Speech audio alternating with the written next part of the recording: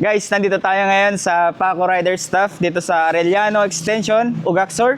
At magpapalagay tayo ngayon ng accessories sa ating Lexi 155.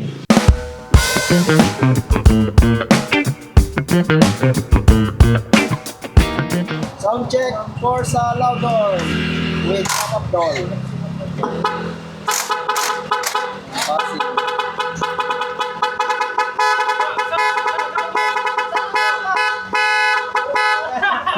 Boss, nagloko boss. May pumuputok.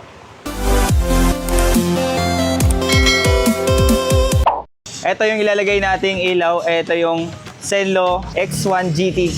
Ganito yung kanyang itsura. Mas bulky lang compare sa Lumina Pro version 3. Ganito yung kanyang itsura. Napakalaki. Ito naman yung ating ilalagay na loud horn, Corsa. Ganito naman siya kalaki. Ayan o.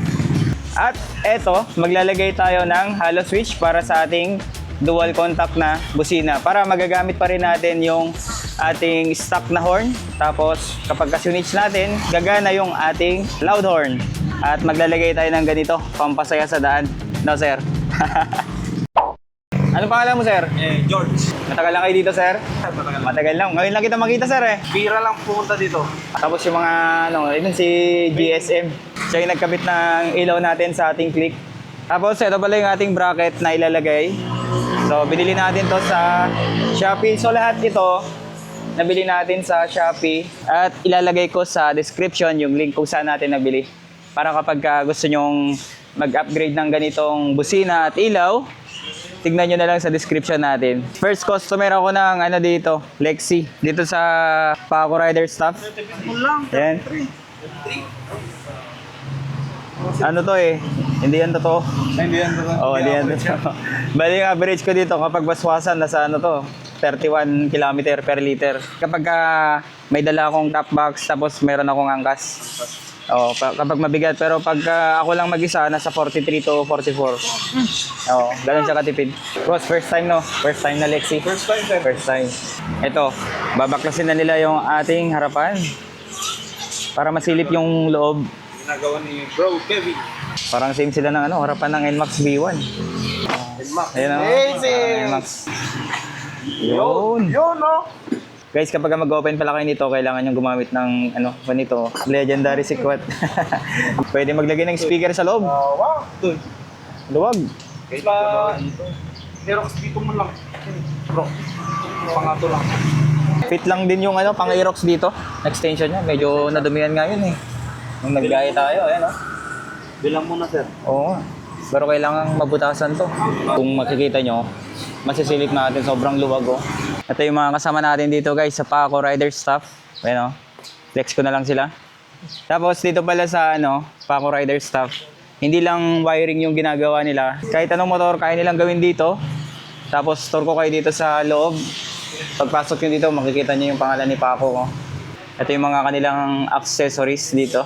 One stop na dito guys kapag punta kayo dito, magpakabit kayo ng inyong accessories. Busina o kahit anong pyesa dito available sa kanila. Pwede ring installment dito. Home credit ya bossing? Pwede. Home credit, Salmon pwede rin. Tapos may mga upuan din sila dito, pang Aerox, Rider. Kompleto din sila ng dito. Pyesa pang Yamaha. Meron din silang shock dito, YSS. Nandito rin yung kanilang bracket para sa ADV kung gusto nyo magpalagay ng mini driving light. Available din sa kanila itong top box. Ayan, sec. Pwede rin yan sa installment nila dito. May mga ilaw din sila dito. Ito yung kanilang Zenlo X1. Yan, pati busina. Available din sa kanila kapag gusto nyo magpakabit. Change oil. Ito, may mga oil sila dito. Pertua. May speed tuner din sila. Dito pala nakalagay yung battery ng Lexi sa may compartment mismo. Bali tatlo yan. Ito yung isa. Samsung kami isa, bro.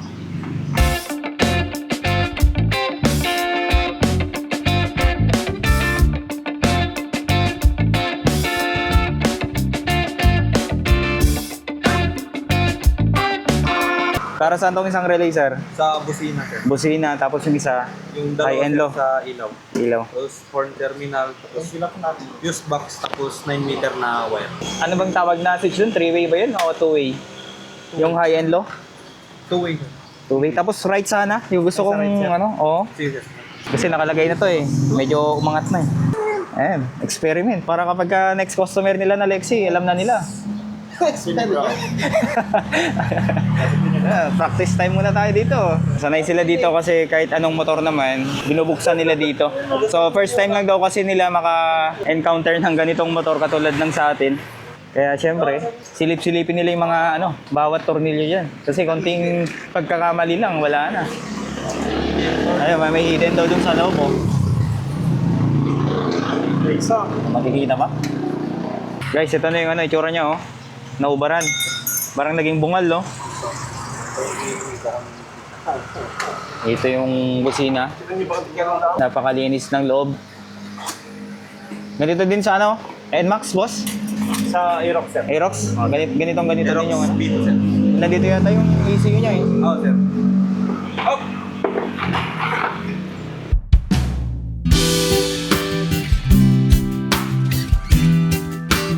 Yan guys, so preparation para sa pag-install nila. Kailangan, ayan, mano-mano yan, no?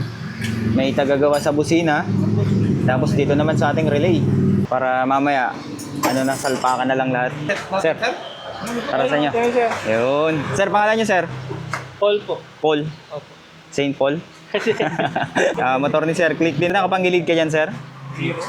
Stock lang. Stock lang? Stock is good kasi... Pinang-rides ko po. Ay, pinang-rides mo? Pero problema ko kasi sa click ko, kapag may box ako, ay wala ka palang fender. Sumasayad dito eh. Yung shock mo, ay, sumasayad no? Tapos, etong shock mo, anong brand ito? Ay, RCB. Mas okay naman to compare dun sa stock. Okay ka? Sumasagad yung stock ko eh. Lalo pag may angkas ako. Parang naano ka na dito, na first blood ka na. Hindi ako nakaano dyan. Ah? Hiniram lang po. Ay, hiniram. Ayun lang, sakit no. Hiniram tapos pati ito. Lala oh. Check natin yung order niya. Check niyo. Ayun, nasa 35,000 na rin oh. Pwede na rin ito ma-bolt on guys. Medyo go.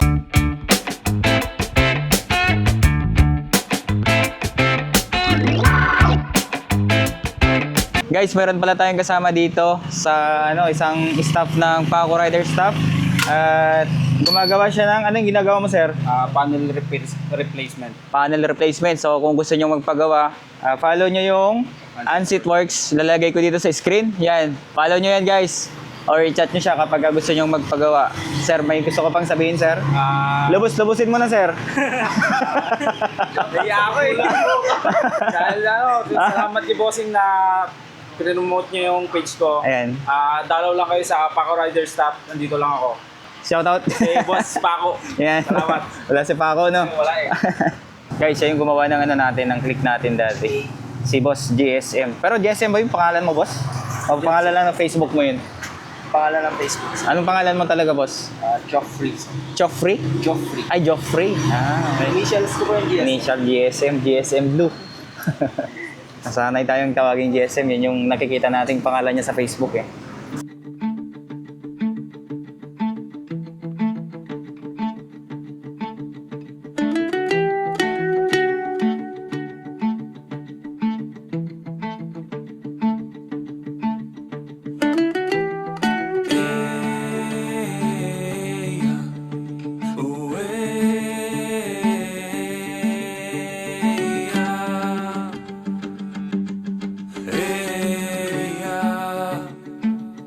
Ilan sila dito?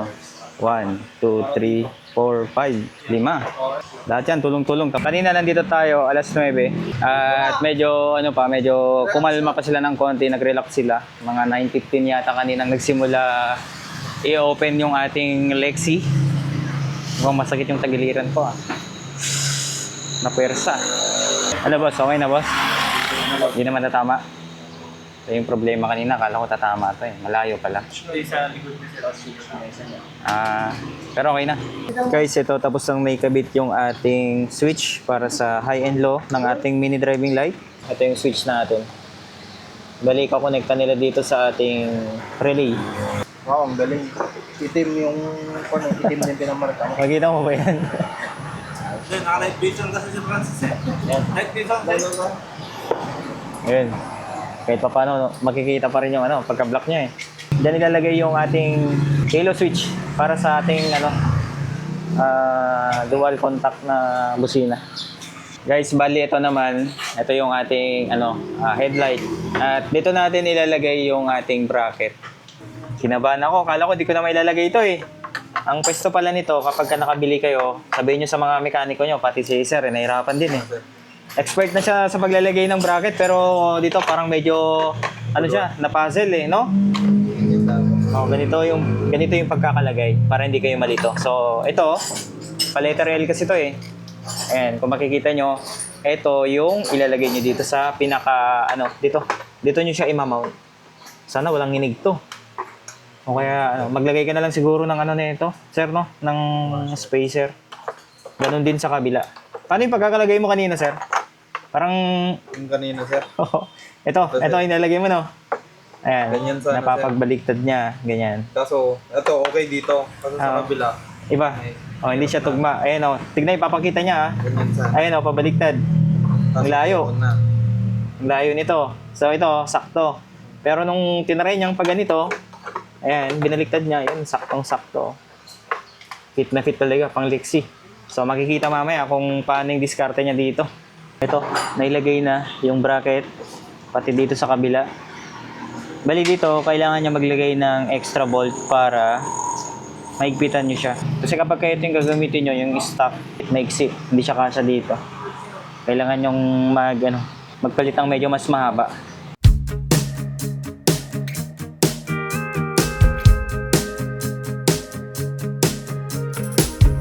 Guys, ito halos 70% tayo natatapos sa pagkakabit ng mga ating accessories.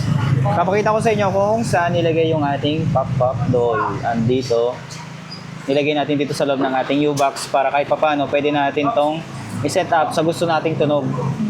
Tapos yung mga ibang wire natin, dito na rin siya pinadaan sa loob. Ayan. Kumaan dito. Ito. Lumusot dito. Ayan. Dumaan dito sa pinakababa. Lumabas dito sa pinakataas. Ganyan kalinis yung gawa nila dito sa Paco Rider Stuff. Tapos itong busina pala natin, yung pinaka-bracket niya na aluminum. Bali, ganyan yung ginawa nila. Tinupi nila sa dalawa, tapos inipit nila. Dito na nila nilagay. Ito naman yung ating relay. Dito nila nilagay sa taas. Nandito din yung pinaka fuse ng ating fuse ba yung tawag dito. Ito yung ito yung pinakabala nung mini driving light natin na Senlo X1 GT. Yan. Tapos konting konting kalikot na lang sa salpak na para matesting na natin. Hinahanapan lang kung paano i-diskarte dun sa paglalagay nitong natin. Pop-pop doll natin. Tapos ito yung kanyang Y-connect. Nakalagay siya dyan sa likod ng cover. Ayan guys, salpakan na. Tapos mamaya, tetest natin. Medyo risky lang kapag first time mo magbaklas nito, dapat maingat ka. Pero sabi nila, since dami na silang binabaklas na mga motor, parang para sila ng Aerox kapag babaklasin mo sa harapan. Pati yung space niya sa harapan. Ganito din daw yung space ng Aerox kapag naglalagay sila ng busina o kaya accessories ng Aerox.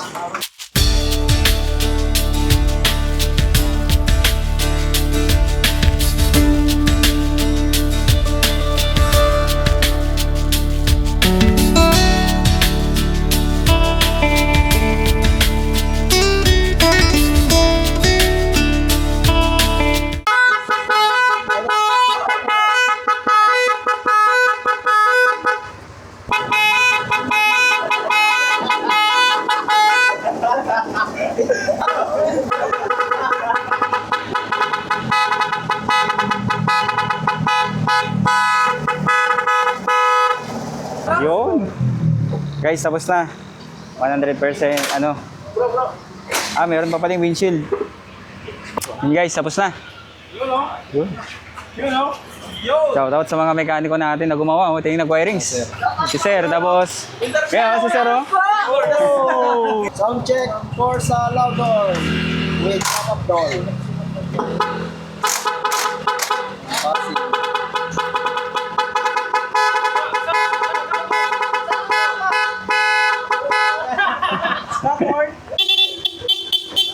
Time check tayo.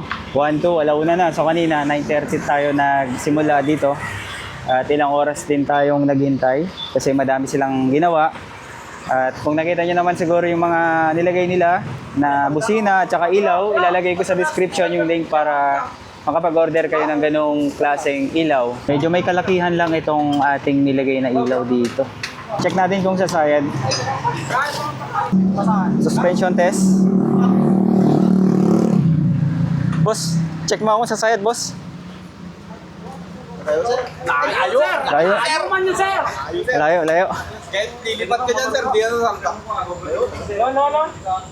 Kahit itaan mo sa na parang bundok, sir. Layo. Ito kasi ni. Okay, bag mo, sir. Wala, sir. Awan? Wala, sir. Timangir. Parehas, sir. So guys, ito yung pina-install natin. Ito yung pop-up doll with ano to? Loud horn. Yun.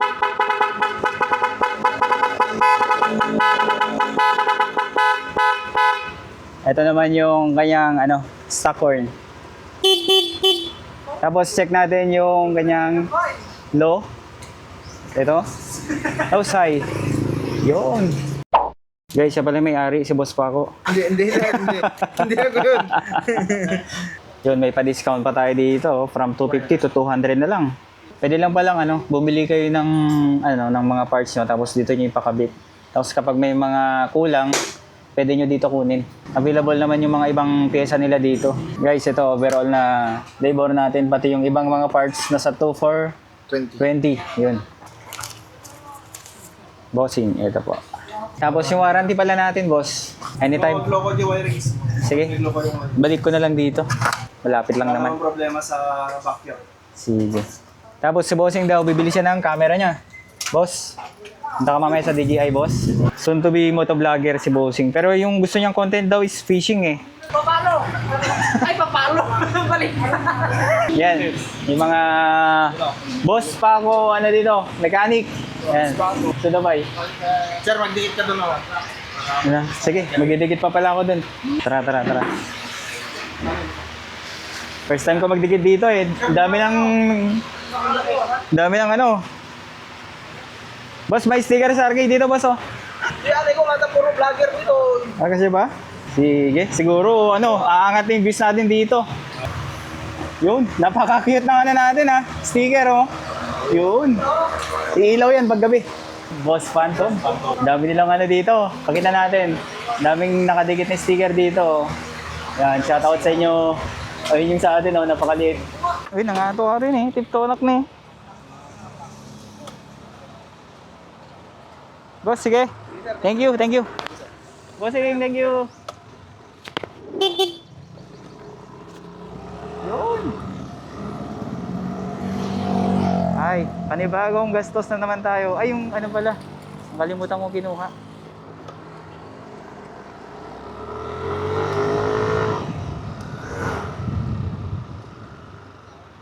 Boss, nagloko boss. May pumuputok. Yung kulay pink na towel.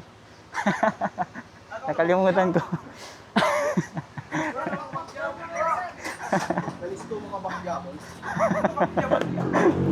Joke lang. Sige, thank you. Guys, napakaganda ng natin, busina natin. Pakinggan nyo. Woo! Astig!